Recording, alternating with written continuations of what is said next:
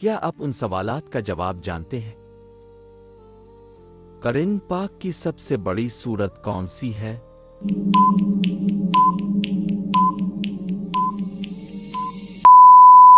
सूरत अल-बकरा, जिसमें 286 आयत हैं। क़यामत के दिन सबसे पहला सवाल किस बारे में होगा?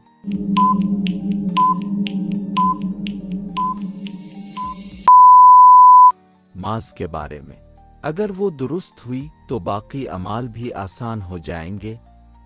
सबसे पहले इस्लाम कबूल करने वाली औरत कौन थी?